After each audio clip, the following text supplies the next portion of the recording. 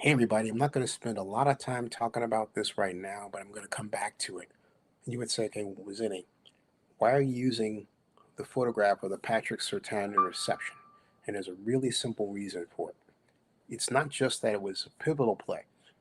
It wasn't just that the Raiders were ahead 10-3 at the time, okay? It was that what Gardner Minshew did, I believe he was coached to do, that led to this interception and the other three. The gentleman on this side of my screen, right next to me, tight end, okay? Right there, was the low target. There were three Raider receivers in this area, and there shouldn't have been. There was high, middle, and low. Patrick Surtain had the high, but he came back and got the middle. The low was never touched on this side, okay? In other words, there was no check down. Not only that, why would anybody design a play and have so many receivers bunched in the end zone so closely together rather than classically spread out or isolated? But even with that, I would make the counter argument that, hey, look, the low man, right? The low man, this man over here, this guy right here, okay? Him, him, him, okay? This guy right here, all right? It might change when I flop. So I'm doing this and he's on the other side. I mean this guy, okay? He was open.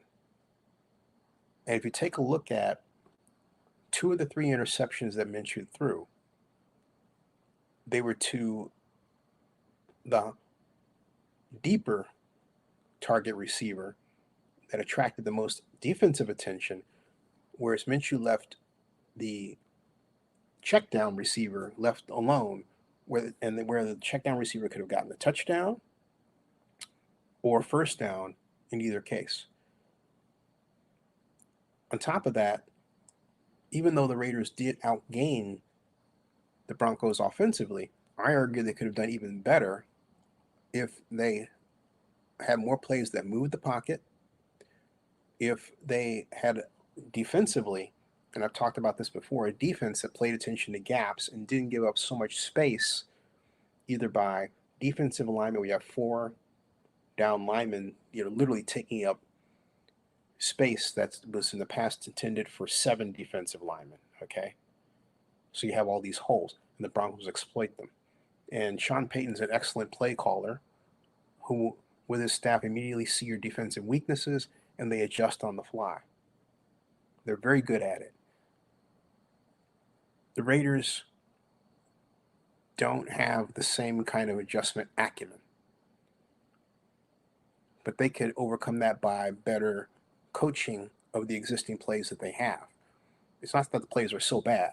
A lot of them are very effective and more often than not. I mean, look at the yardage, okay? Look at the yardage. So there's some good to come out of this, but they've got to stop having their quarterback hunt for the big gain all the time and be happy with what he gets and let the defense give that to him. Now, you're going to say maybe that's not the Raider way, but all I'm going to say is, hey, look at the scoreboard and look at the interceptions, all right?